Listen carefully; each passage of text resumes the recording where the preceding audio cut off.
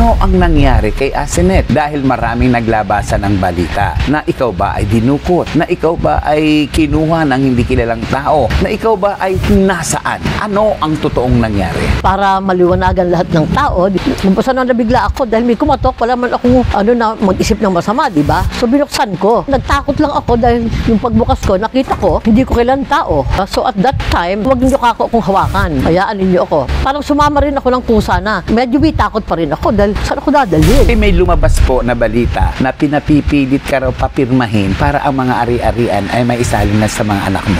Sabi ko, paano ko pipirmahin yan? Hindi muna ninyo tinanong ako. Pinaniniwalaan lang niyo mga anak ko. Ano ba sinabi sa inyo ng mga anak ko? Hindi ako natatakot dahil sa isip ko, I'm a normal person. Wala akong problema. Hindi naman ako kako-addict, no? Aminin ko, may problema kami ng mga anak ko. So we don't talk talaga ng maayos. At dahil sa pagiging concern ni Lito Lapid, nai-issue tuloy kayo na nagkaroon daw kayo ng relasyon. Eh noon pa naman yung nagkanak ba kayo ni Lito? Kung kaya mong mabuhay sa tundo, kaya mo ring mabuhay saan man sa mundo. Morley Alinio, ito ang Tundo.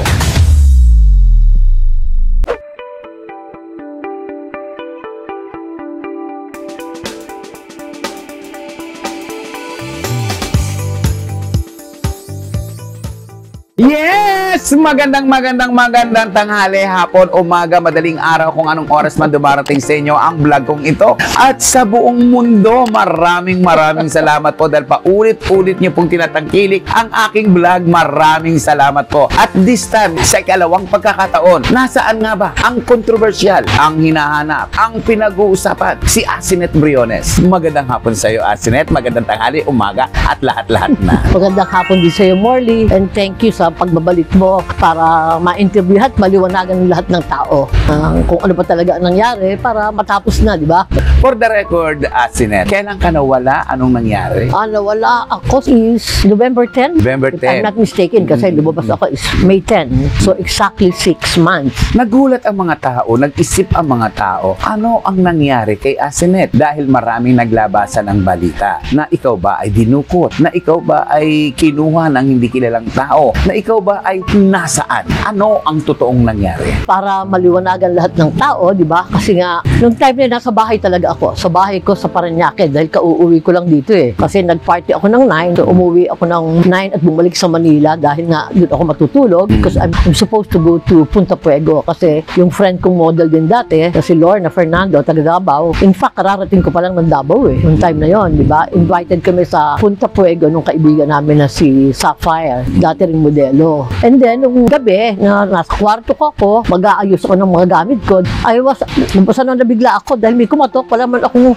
na mag-isip ng masama, di ba? So binuksan ko. Then nagtakot lang ako dahil yung pagbukas ko, nakita ko is yung hindi ko kailan tao. Pero nakita ko na yung anak ko. So medyo na-relax ako. Pero nabigla pa na ako dahil sabi ko, ano yun, bakit? But I don't know why na kung basta nasa bahay ko ako, pwede ako yung, di ba, yung tapang kutari ko. Pwede ako magsabi, bakit? Wala kayong karapatan dahil nasa loob ko kayo ng pamamahay ko, di ba? Kasi wala naman kayong court order, wala naman. But I don't know bakit parang naging medyo relax, na medyo takot. Kasi parang hindi ko maisip bakit pupuntahan ako doon. So at that time, parang huwag niyo ako kung hawakan. Hayaan ninyo ako, pabayaan ninyo ako. But parang sumama rin ako ng kusa na. Pero kung baga medyo may takot pa rin ako dahil saan ako dadalhin? Yun ang question ko din, hindi ko alam. Ilan lalaki ito? Mga 5 sila kasi minors eh. Huwag niyo ako kung hawakan, sasama ako. Pati cellphone ko, hindi ko malang nakuha. But then, at that time, may sasakyan na aircon, passenger van, parang ganun. Sabi niya, tita, huwag ka mag-alala. Pero sabi ko, saan tayo pupunta? Dinala ako sa Calambaro yun. Parang rehab center din. So, I have to stay there for almost 1 week, di ba? So, syempre, malungkot ako. Napakalungkot ko dahil pinasok rin niyo ako na nasa isang kwarto, mag-isa lang naman ako. But then, ang hirap ng sitwasyon na yun, nag-iisa ka, di ba? Na I can't even talk to anyone na pwede akong tumawag. Can I talk to my mom or my sister para alam lang at makausap ko. Tapos, bawal daw yun. So, parang quarantine ako for a week. Ultimo yung mga guard na nakabantay, sabi ko, please, can I talk to someone? Kahit ba lang yung sa front desk, para, di ba, at least yung parang pag-alala ko, yung pain ko, na ano ba to? Saan ako dadalhin? So, sabi niya, tita, ikaw mag-alala, ganito, ganyan. But after a week, kasi quarantine lang, then punta ka na sa Paranaque. Yun yung doon. So sa Paranaque, dinala ka? Dinala ako after 8 to 9 days. And then, syempre, hesitant ako. Ano ba ako? Tapos meron silang sinasabi sa akin na pirmahan ko. Sabi ko, teka muna, wala ba akong rights? Yung human rights ko and a senior citizen, may violation kayo dyan. Pwede ko kayong ano yan, di ba? Tapos, tita, para matapos maayos yung programa, para mas mapadali, pirma ka na. Sabi ko, paano ko pipirmahan yan? So, nung ilang araw, hindi ko muna pinipirmahan. But at that time, parang feeling ko, hindi ako makalabas dito, di ba? Sabi ko, hindi muna ninyo tinanong ako. Pinaniniwalaan lang nyo, mga anak ko. Ano ba sinabi sa inyo ng mga anak ko? Siyempre, yung puro sa kanilang side. Paano yung side ko? Sa human being. Sabi ko, di mabuti pa yung kriminal, nakapatay na, nakakulong, nakakukuha pa ng lawyer. Mas gusto ko pa doon ako naikulong para may lawyer ako. So, time na yon, siyempre, hindi muna ako nagsisign. Kasi sabi ko, ano ba nakalagay dyan? Ang haba, ayokong basahin. Sabi ko, later, o parang nag-decision ako, parang sa isip ko, I keep it to myself, hindi ako makakalabas dito, di ba? Paano? Baka tumagal pa. Mas gusto ko nun, di ba? Matapos or what, syempre malungkot pa rin ako sa loob dahil maganda naman doon, kasi doon sa quarantine ko, meron ng mga professional, na mga psychologists, psychiatrists na kumakausap sa akin. Nag-start na ako nung na may mga psychological test. So ako naman, hindi ako natatakot dahil sa isip ko, I'm a normal person, wala akong problema. Kumbaga sa ano ba akong case na para ako lagay ng mga anak ko rito. Sabi nila, dahil daw inaano ng mga anak ko, kaya ako nila doon para din sa kabutihan ko. Kasi yung reason is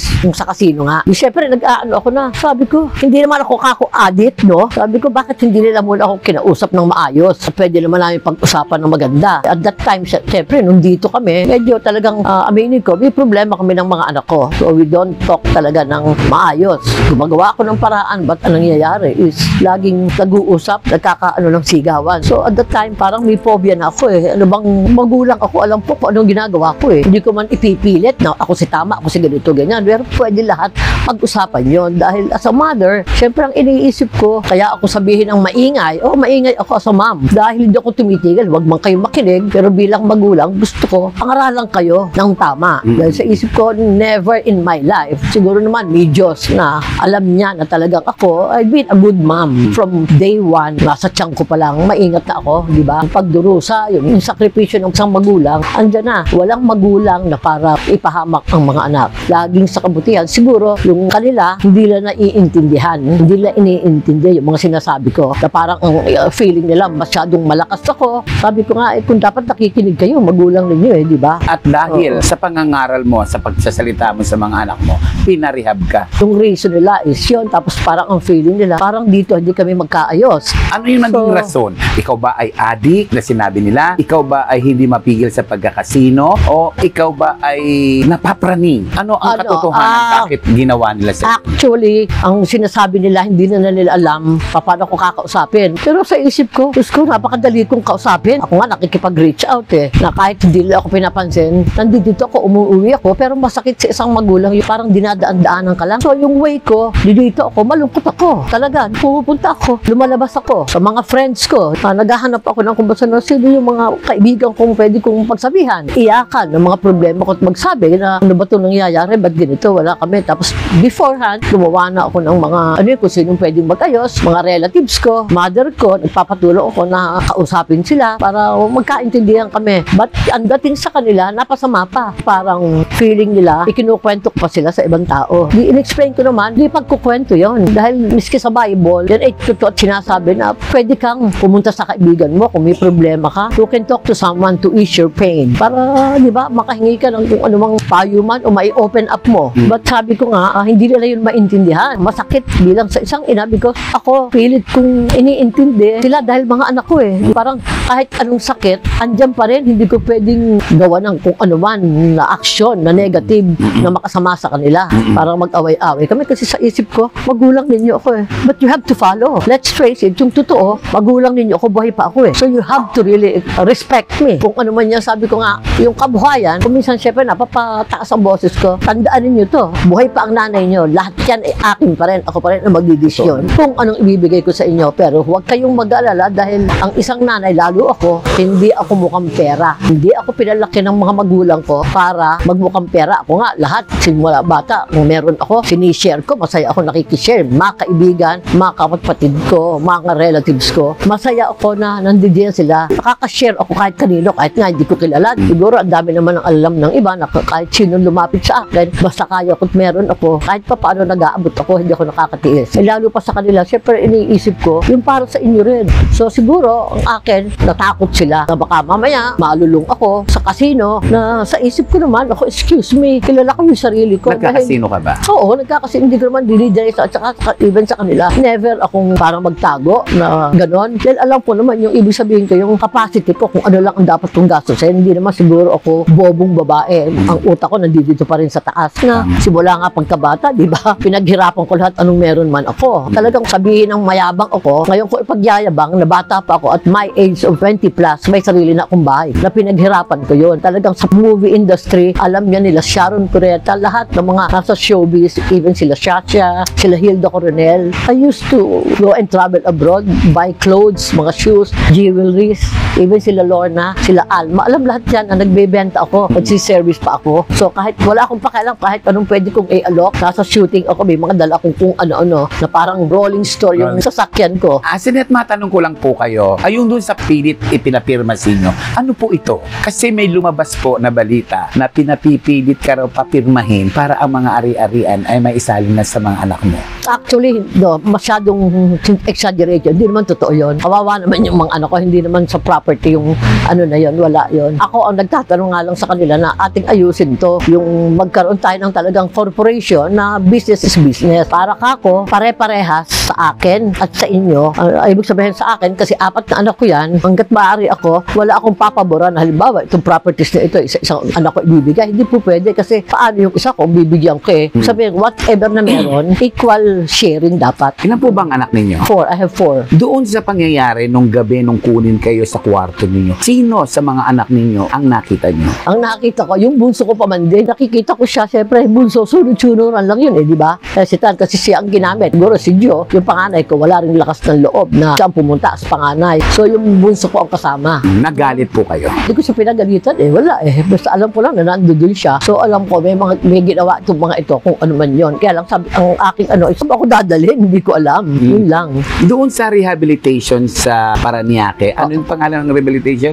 Bridges of Hope. Ano po yung mga ginawa nyo doon? Ano ang naging buhay actually, nyo doon? ang maganda lang doon, at least, kami mga professional, like psychologist, psychiatrist, yung mga day kong, yung first week, I had yung parang psychological test. Hindi naman ako matatakot because I'm in a normal pag-iisip ko. Kasi doon pala sa rehab, at malaki din at maganda rin yung na-experience ko dahil nakita ko, hindi pala yung rehab, sinasabi pag-addict ka sa drugs. Ang daming mga sitwasyon na nakita ko roon ng mga may behavioral, parang may mga abnormal ang isip, may mga sa drugs, ibang drugs, na kung ano-anong tinitik, ando doon lahat sa isip ko. Diyos ko, ang akin lang, oh my God, bakit ako nandito? Tinutino ko eh, hindi ako dapat dito eh. Ang question ko, dapat ang mga anak ko ang madala ko rito. Kasi kung ano yung tinuturo ko sa kanila, exactly yung training doon. Nasabi ko, hindi ako para i-train dito na maglinis, magbunot, kung ano-ano. Kasi doon, talagang yung mga ibang anak mayaman, talagang umiiyak dahil di siguro sanay. Talagang magkukudtud ko ng CR, kamay ha, walang map, walang sabon. But at that time naman, hindi ako yun. Wala akong gano'n. Hindi ginawa sa'yo yun? Hindi yun. May special ako doon. Siguro binilin din ng mga anak ko. At my age, I'm already 67. Hindi ko kaya yung mga gano'n. Kung basta yung changes at saka yung talagang yung humility, yung pagiging humble ko, ay naranasan ko doon na magpakumbaba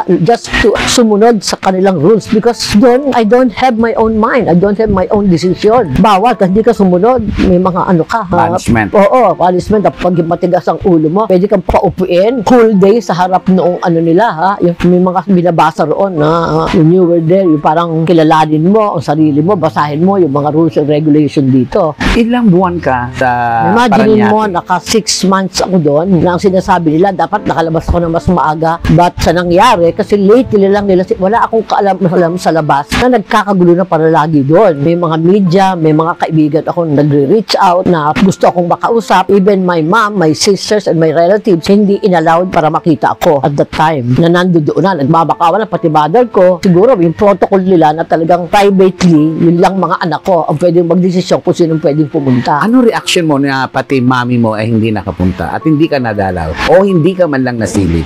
Kung ba sa blackout ang news eh. Wala akong nalalaman sa nangyayari sa labas eh. Lately lang nung maayos na kami, napapalabas na ako, saka sila nagsalita na, alam mo ba, si Isabel, ang laki ng gulong ginawa, lumaki ng lumaki. Na ganito pati sila raw, basher. Sabi ko, hindi nyo ka akong masisisi. Yung mga kaibigan kong totoo na nag-alala sa akin. Siyempre kasi blackout ang news eh. Hindi na lang kung nasa saan ako. So dapat maintindihan ninyo rin yung mga yon. Huwag kayo magkaroon ng galit even sa kapatid ko. Kasi siyempre nag-alala yung kapatid ko. Hindi iiyak. Wala anong mangyayari. Hanggang pinatawag sa Senate, di ba, ang kapatid ko, mga relatives ko ni Senator Lapid. Kasi parang tinatanong din. Ka na nga, nawawala tinatanong siya roon dahil siyempre consultant ako doon. Nag-alala dahil nga walang alam kung nasa saan ako. At tinatanong sila. Dahil alam naman ng lahat na magkakaibigan kayo. Oo. Ang mabuti na lang doon, aking counselor, may doctor sa psychologist, si Dr. Arseñas, is family friend niya, yung doktor ni Senator Lapid, na pinasabi nilang doon na sabihin kay Senator, doon sa doktor, na huwag mag-alala dahil yung kaibigan niya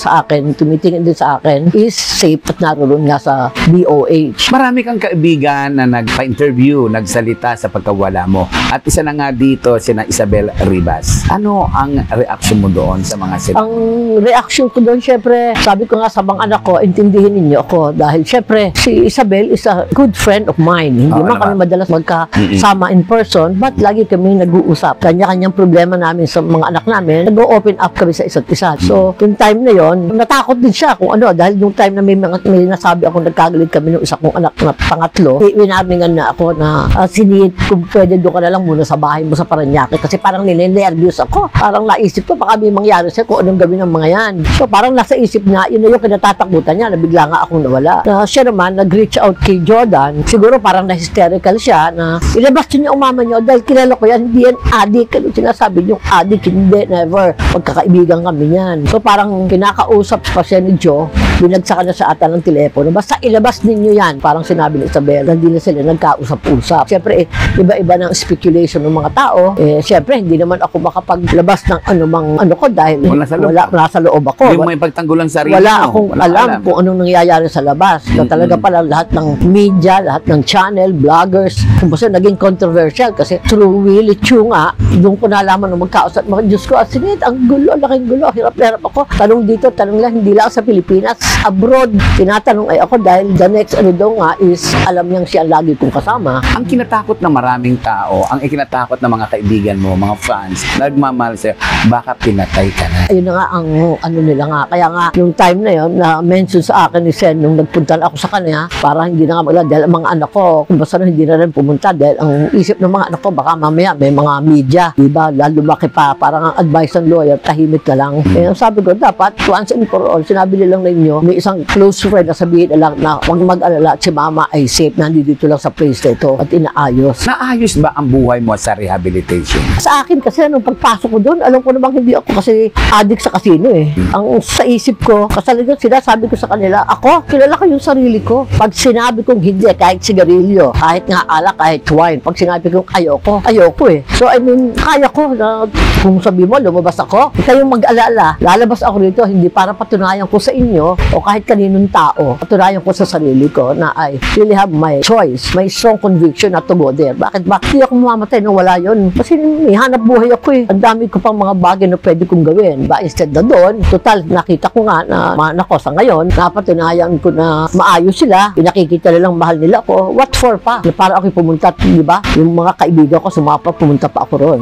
Pwede naman akong... Mahal ka pala ng mga anak mo. Doon ko nga, at least nakita ko ngayon yun. Yung paglabas nila. ko, dahil yung sinabi nila, tinutupad nila. Yun naman ang sabi ko, Lord, basta ako yung trust sa isa't isa, di ba, tiwala. At ako naman, sabi ko nga, ang Diyos naman, simula noon, hindi ako iniwan nga. At that time, yung day 1 pa lang, sino ba ang kausap ko lagi? Ang Panginoon Diyos na, Lord, Diyos ko, alam mo naman, napakalinis ng puso ko, napaka-pure ng heart ko. Alam ko siguro, yung sakripisyo ko bilang isang nanay, okay, handa ako magsakripisyo para sa mga anak ko, para maging maayos kami. Ako na lang yun, dahil baka hindi kaya ng mga anak ko, yung dinanas ko doon. I know na may mangyayari na maganda. Kasi kasi sa Panginoon kami. Sabi ko nga sa mga anak ko, kasi may mga time na kasama na sila na nag-uusap-usap. Kaya yung program Lima sila, tsaka kasama ka na doon. Oo, family. Kasi sabi ko, huwag ninyo akong ano yun sa casino. Hindi nung problema Kami ng mga anak ko, yun ang ayusin. So, nagkaroon kami ng family counseling, nag-bull session kami, nakakapagsalita sila, si kanya-kanya, walang kagaya dito na, di ba, manggulo, sasabat, hindi pa tapos, nagkakagulo. Doon kasi merong professional na mga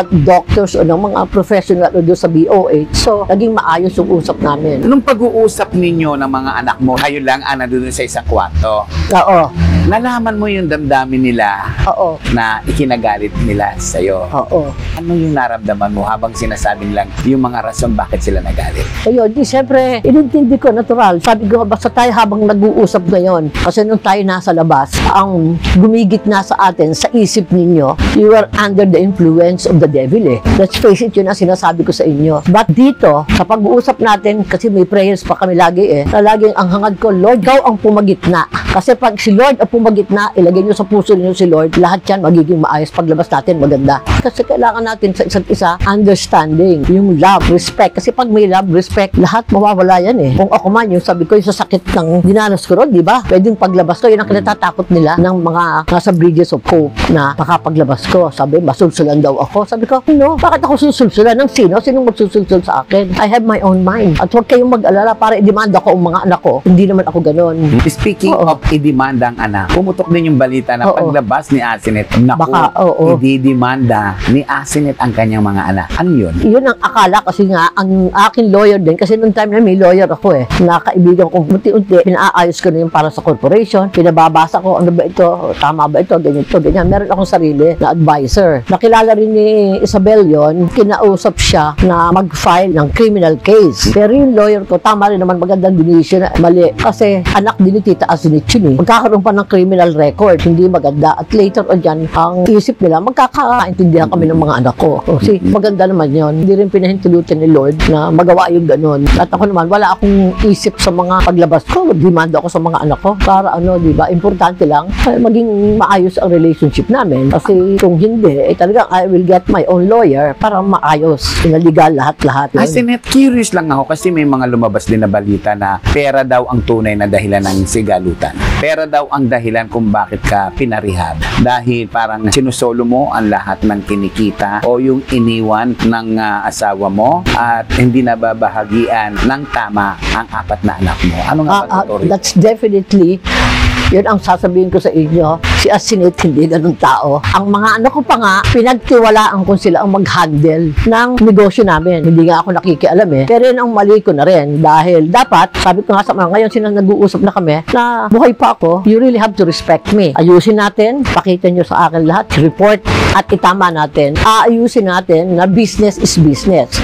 Hindi tayo mag-iina. Ganon. Sa lahat ng negosyo, kailangan stricto. Ito. And then sabi ko nga, kung sige, yung mga iba na na-acquired, na buhay pa ang mama nyo, at kami ang bumili, yung iba, sabi ko, sige, sa deed of donation, pero iayos natin. Kaya nga, kaming makikipag-usap ako sa lawyer, sasama kami doon, kasi alam ko naman ang rights Yung rights na, halimbawa, minana ng asawa ko sa pamilya niya noon, doon may share ang mga anak ko. Kami ay equal share, nanay, tsaka mga anak. But then, yung time na amin, yung buhay ng papa niya at saka ako na na-acquired, doon yung papasok, yung ako ay 60-40 sila habang buhay ako. Diba? Ganun yun. Sabi ko, pwede na ba natin pag-usapan yan? Dahil kanino ba rin pupunta yan? Yung mga condominium, yung lahat ng ito, diba? Sino ba? Sa inyo pa rin yun. Ang malaking hacienda.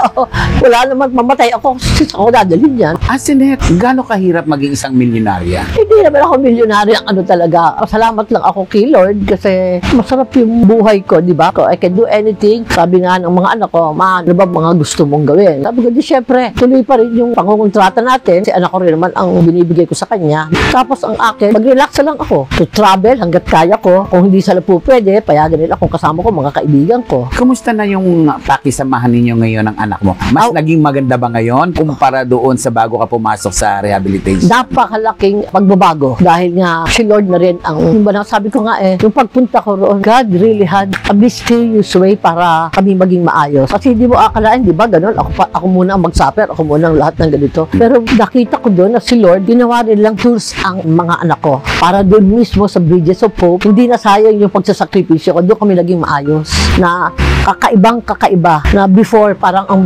namumutawi doon, yung evil spirit na pinag-aaway kami pilit ng mga anak ko. But at that time na nasa loob ako, kita ko talagang Panginoon ang gumagawa dahil naging magandang usap dahil andun ang Panginoon hindi ako pinabayaan, kaya sabi ko nga, ano pang mahihiling ko, di ba? Kung ano mo yung sasabihin ng mga tao, kung ano mo yung sinabi ng mga tao, pinatatawad ko na sila kung sila may nag-isip na ako, addict sa drugs, excuse me, ba't ko naman sisirain ang sarili ko. Yung pagpunta-punta ko sa casino yon, ginusto rin ng Panginoon sigurong pumunta ako doon dahil habang maaga, pinupunta rin ako ng Panginoon doon sa Bridges, baka kasi nga malulung ako, baka sakali, di ba? Nagkakasino ka pa ngayon? Ay, hindi na. Tsaka, since nang lumabas ka, hindi oo, ka nagkasino? talagang kita ko na, kaya ko sa sarili ko Anything na sinabi ko, napapanindigan kong wala. Ginagawa ko na lang, I divert it, mag-travel. Kasama ko ang nanay ko at kapatid ko, o kaya kaibigan ko, kami nila Willie, o yung mga iba pa. Ito nga, nagplano kami before ako marehab, mag-spend ako ng birthday ko sa Hong Kong. Ano ang plano mo ngayong birthday mo? We're going to Hong Kong kasi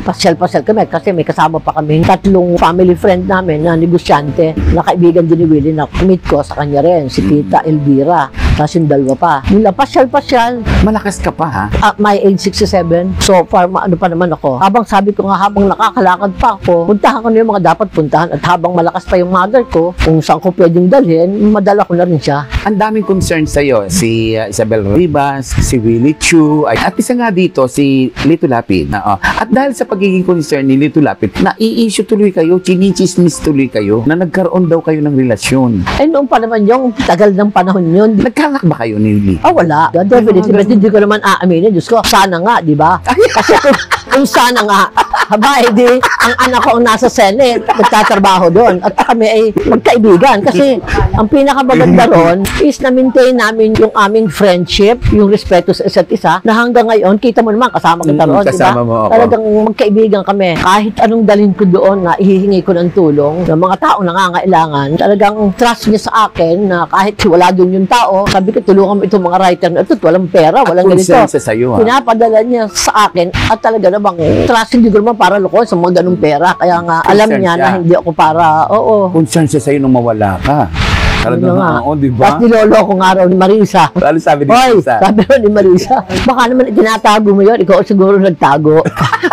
Binibiro daw siya. Si Kaya Marisa po ay wife po ni Senator Lito Lapid. Sabi ko nga, hindi man kami nagkikita, wala naman dapat siyang pagsalosan. Safe na safe si Lito sa akin. At wala anak, friend na lang talaga walang kami. anak talaga. Wala talaga, alam naman sila yun. Pero Asinet, sa mga nangyari sa buhay mo, bago ka ma-rehab at ngayon mula sa kinauupuan nating dalawa, ano yung masasabi mong nabago sa isang Asinet Briones? Ano yung bagay na na-enhance sa'yo? O ano yung mga bagay na naging mas maganda para sa'yo? Siyempre, yung pagiging meticuloso ko, yung sobra kong linis, so natuto ako na accept the things that I cannot change. And then, mas lalo kong pagtuunan lalo yung health at sarili ko, dahil naman ang gusto ng mga anak ko. Maging masaya na lang ako sa buhay ko, huwag ko na silang intindihin, dahil sila naman, may mga isip, mga tapos na naman sila So, yun naman ang pinapangarap ng isang magulang. Sabi ko, kayo meron na papagyayamanin na ninyo alagaan ninyo at matuto rin kayo sa buhay. Matuto rin kayo mag-handle ng pera. Kasi, syempre, ang kwari, hindi naman forever, pero unti-unting nag-aano ko into construction business na. Ayoko naman maging pangit, di ba? Sabi ko, maging masaya sa lahat ng bagay, kahit sa simpleng bagay. Maging masaya sa lahat o sa simpleng bagay. Simpleng bagay pero napakalaki po na nagawa ni Asinet Briones sa paggaling at pagbuti ng kalagayan ng isang Brandy Ayala. I-share ko lang po sa inyo, si Asinet po, bago po siya mawala noon, siya po talaga ang promotor. Siya po yung gumawa ng paraan upang itong si Brandy Ayala ay mapunta po sa Cebu City. Kami po nila Lito Gruit ang nagplano nito. Tanong po natin sa kanya ang naging sitwasyon. Asinet, nung mawala ka, nang tinutulungan natin si Brandy Ayala na makarating sa safe haven, ano ang iyong naaalala dito? O kung ano ang iyong nabothered ka ba na kumusta na siya? Ano mangyayari sa kanya? Naalala ko kasi kahit hindi ako close sa kanya, nasa movie industry din ako. Kung ako man yung nasa sitwasyon na gano'n, gusto kong tumulong. At that time nga, di ba, syempre, naawa ko dahil sakali na lang siya natutulog Nung nabanggit mo nga, di ba, sabi ko, tulungan natin. Gusto ko pa nga sumama sa Cebu. Mag-aeroplano na lang, ikaw yata ang mag-aano dahil, di ba, sabi kong ganyan. Pero at that time, nawala ako, di ba, sabi ko nga, ituloy pa rin ninyo. Ginawa mo nga Malaking pasasalamat ako dahil ikaw ang nakakita kay Brandy. Dahil kung wala, yung sa barangay barangay nila, sabi ko nga sa'yo, anong ginagawa ng mga tao doon? Pinabayaan ganon, di ba? Walang tumulong. Kung hindi mo pa nakita, wala tayong magagawa, di ba? So, pasalamat ako lalo sa Bay Foundation. Kilito, lalo na sa'yo. Dahil ikaw nagsabi rin Kilito, harating din sa akin yon. At ako naman, lumapit talaga, Sen. Kaya lang nung time na hindi na nga ako wala akong access para matawagan, para magbigay uli sa bahay, para support uli. Nawala ka kasi that time. Masaya ako sa ginagawa ni Lito dahil ang dami niyang mga natutulungan na makita mo yung pinakita sa akin yung picture. Ibang-iba na siya ngayon, nakakatawa, saka ang laki ng changes na. Kaya nga parang nung makita ko, siyempre gusto ko rin reach out. Diba, makasabit ko ulit na magpatulong para makatulong pa rin sa iba, hindi lang kay Brandy. Kasi may maraming natutulungan at worth it tumulong. Bubuksan natin ang isang kwento sa buhay ng isang Senator Briones. Hindi lang si Brandy Ayala ang isa sa mga achievement niya na napabago ang buhay. Marami rin siyang natutulungan. Mga may sakit, humihingi ng gamot, humihingi ng pagkain. Senet, ano ang feeling mo kapag nilalapitan ka ng mga tao na walang makain, walang gamot, walang pamburol in everything, samantalang hindi ka naman politician? Siyempre kasi ang ibang tao akala talagang strong woman, but definitely mababa ang puso ko, malambot. Madali akong maawa yung makakita lang ako sa TV, kahit drama hindi pa totoo, naiiyak na ako tapos makakakita ako na, Diyos ko, batang maliit, lumalangoy para manguha ng tahong. Batang, sabi ko, sino yung mga anak ko, napakaganda ng buhay. Eto, bata pa, naghahanap buhay para ipakain sa nanay niya. Tapos gustong makapag-aral pa. Sabi ko, saan yan? Minsan nagtahanap nga natin kung saan yung bata na yon. Malambot ang puso mo, pero ang sabi mo ay matatag ka. Nung ikaw So, walang ay unang dalahin sa rehab, hindi ka umiyak? Oh my God, syempre iyak ako ng iyak. Everyday noong aking 1 week ako naka-quarantine, talagang iyak ako ng iyak. Hindi ko mapigil pero dasal na rin ako ng dasal, Lord. Hindi mo ito gagawin kung hindi ko kaya. Tulungan mo na lang ako, whatever. Kung ano man yung iniisip ng mga anak ko, sana kung may masama, baligtarin ninyo. At yung sa tama lang. Talagang inano ko kay Lord, I do not want to be negative. Ayoko ka akong mamroblema, ayokong paglabas ko, maging pangit ako. Gusto ko masaya akong lalabas. Kung nga ikaw ang dami mong tiniis, ang dami na pinukul-pukul ka ng lahat ng tao, pinako ka sa krus. Ako pa kayang tao lamang na kinaya mo nga yun Sabi ko, siguro kakayanin ko rin yun. Yung lahat ng pain and sufferings ko, at the end of the day, magiging maganda ang magiging pangyayari sa huli. Dahil hindi naman magiging forever siguro yung pain ko sa huli. Pahalakak ako, tatawa ako, masaya ako. Ahalakak, tatawa, masaya ang kausap natin ngayon. Happy rin naman ako sa'yo. May gusto ka bang sabihin sa mga fans mo, sa mga kaibigan mo na nag-alala ng mga panahong nawala ka? Siyempre gusto kong pasalamat sa lahat ng mga kaibigan ko, ng mga nag-alala sa akin, yung mga iba na hindi naman alam kung sino-sino. Alam na ninyo yon. Thank you very much. At siyempre kay Isabel, doon ko nakita yung talagang totoo kong kaibigan. Isa ka sa talagang lumaban, ipinaglaban ako kay magalit o mga anak ko. But ang sabi ko nga, pag lumabas ako, try akong ma-reach out ko din agad siya. Nag-usap kami. Siyempre, nagpasalamat din ako sa kanya dahil siguro yung way niya, hindi lang lahat ng negative, pangit Merong outcome na magiging maganda rin yun. Lahat maliliwanagan. Kaya nga sabi ko, sa mga anak ko, intindihin, maging magpagpatawad. Dahil kung sila nga, di ba ako, pinatawad ko sila, ako pinatawad din nila, tawarin nila rin lahat. Huwag silang mag-isip ng kung basta intindihin nila na siguro talaga lang mahal na mahal ako ng mga kaibigan ko. Mahal ako talaga ni Isabel. Kaya gano'n dahil sa mga iba na nagsasabi na nagpapapansin at nagpapasikat lang si Isabel, hindi naman gano'n si Isabel. Tahimik na nga rin yung buhay niyan. Saka hindi niya kailangan na magpa-controversial pa. Ngayon sa birthday mo, ito ang Sunday, hindi ko alam. Akala ko may lunch date lang kami. Yung pala, sinurprise advance birthday kami. Tsaka yung mga girlfriend niya. At tsaka yung daughter-in-law ko kasi magkasunod kami ng birthday. August 31 ang birthday nung daughter-in-law ko na alam ko, ka-birthday din niya. Yung kasama ni Sen, si Marisa. So, happy birthday din sa'yo, ha? kahapon nag-celebrate na kayo advance. Oo, noong sa mga anak ko. Ilang kayo doon? Kompleto kayo? Wala, nasa Hong Kong si Prince Joseph. Doon kayo magkikita nung pangalawa ko. So, saan kayo nagpunta? Punta kami fine dining in BGC. Sa 4th floor, they call it Gallery Shells. Oh my God, the food is really very, very nice. Yummy. At saka talagang fine dining. At ito yung kakaibang birthday mo. Oo, di ba? Ito yung birthday mo na walang sigawan, walang talahan. At sila ang kasama ko, di ba? Wala nang talak-talak, wala nang away. Full of love. Full of love na.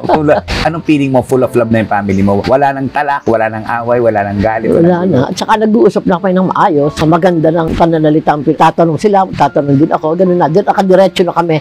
Wala na yung mga kung ano-ano pa sa puso. Diba? Gaano mo kamahal ang mga anak mo? Aba, syempre, mga anak ko, walang papantay yun, di ba? Nung pagmamahal ko sa kanilang lahat. Dahil ang magulang naman talagang ako full of love. Hingi lang ako ng favor. Pwede ba magbigay ka ng messages isa-isa sa mga anak mo? At sa mga anak ko, lalo na yung sa panganay ko, si Joseph Dante, syempre, masaya ako na pinakita mo na talagang totoo yung sinabi mo na kaya mo ako inunod, is concerned ka, mahal mo ako. Maraming salamat dahil mahal ko naman kayo talaga rin. Yun lang, happy na ang nanay ninyo. Yun, yung greatest gift ng birthday ko, yun na yun, walang makakapantay na buo tayo at masaya tayong pamilya. Sa ibang anak mo pa?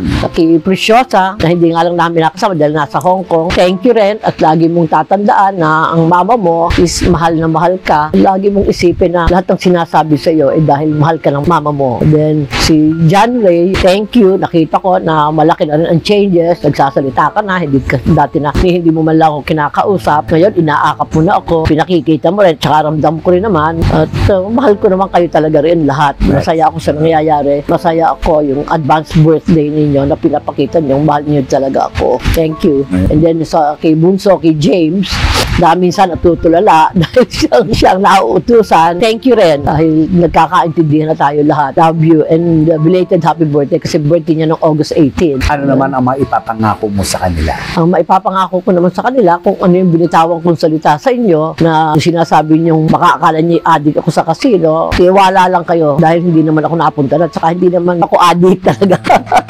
Katuwaan lang yun. Siyempre, minsan nag-rebelde na rin ako sa inyo dahil nga nung time na yun, ako, punta na lang ako doon, kasama ko yung mga kaibigan ko. Pero hindi mo ako lagi naglalaro. Kasi may mga VIP, kain kami doon dahil may mga free na pagkain hanggang 20,000. Diba, saya nakakagalpak ako, tawa. Pero siyempre, pag uwi ng bahay, malungkot dahil gusto ko yung mga anak ko maayos. Mas masaya ka ngayong kausap. So, siyempre, wala na akong iniisipan na kung ano man ha. Hindi ka nagalit Galit o kung ano man. O at least, ano na, maayos na at malinaw na lahat sa isa't isa na yung relationship namin, importante muna, una pamilya na ayusin muna. Una pamilya, tatawagin ko si Mami. Mami, halika nga.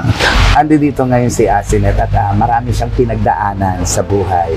Bilang isang nanay, ano po ang gusto niyong sabihin sa kanya? Ang gusto ko lamang ay maging maganda ang kanyang katawan, umaba ka ang kanyang buhay para ang mga anak niya ay masubaybayan. Totoo naman, ano. Anong klaseng anak ba si Asinet? Nako, napakabait anak niyan. Simula yan, dalaga, artista, nariyan ako sa kanya. Pag yan ay nag-a-abroad, ako ang tao sa kanyang bahay. Nene talaga, no? Baby, alatag na. Nene, parang pinili siguro maliit ka pa rin, ano? Nene talaga. Nung maliit yan, Diyos ko po, talaga, ang madalim-dilim pa yan ay paligo na. Hali-halili na, ang kings naman yan maliit. Ang pagbudyosyon ay malaking ganyan. Pag napaigoan, parang ispaso, kanya-kanya na pasanan. Ay, marusas-rusas ang putis niyan, ano?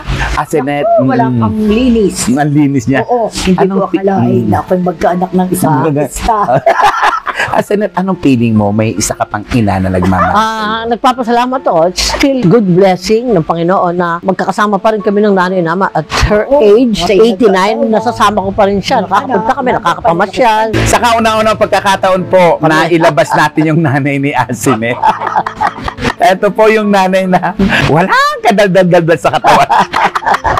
Ang ganda niya, Asinet, ha. Sa kanya ka nagmana, no? Pareho, sa tatay ko at sa kanya. Mixture dahil daddy ko, kamukha ni Nestor Bibila, Armando Viena. Guwapo. Ayan po, punong-puno, siksik-liglig na naman po kami. At kasama nga po natin, dito si Nanay Lydia at syempre pa si Asinet. Malayo man ang aming pinuntahan, sulit naman.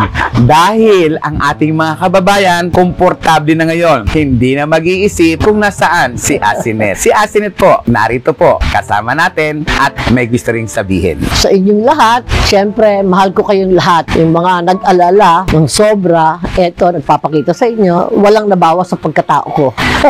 Walang nasira sa pagkatao ko. Mas naging masaya lalo, mas lalong naging strong, and thank you sa taas. Lahat yan is way ng Panginoong Diyos. Ginusto niya, di ba? Thank you kayo, mga papayo ko, mga bata, makinig kayo sa mga magulang ninyo. Dahil ang isang magulang, walang hinahagad, kundi puro sa kabutihan ng mga anak. Malungkot ang isang ina kung ang mga anak ay mapariwara ng landas. Kasi yun lang naman ang gusto ng mga nanay, ng magulang, na maging maayos kayo para mawala man sila. masaya silang mawawala sa mundo. Yan na. Payo mo naman sa mga nanay na tulad mo. Payo ko naman sa mga nanay na tulad natin, tayo nga, sabi nga natin, kung gasing age ko na, just relax. Be happy all the time. But, accept the things that you cannot change. Tiwala kay Lord, and then Lord will do something para maging maayos lahat. Yun lang. Para maging maayos ang lahat. Ang anumang gusot, may lusot. Ang anumang problema, may solusyon. Huwag ka lang titigil sa pagtawag sa Panginoong Diyos. Sabi nga, kasabay ng pagtawag mo sa Panginoong Jesus na buhay, gumawa ka ng kabutihan, gumawa ka ng tama, at magmahal ka ng kapwa. Mula rito sa San Pablo, ako po si Morley Alinio na nagsasabing kapag nabuhay ka sa Tondo, Mabubuhay ka saan mang panig ng mundo. yun na!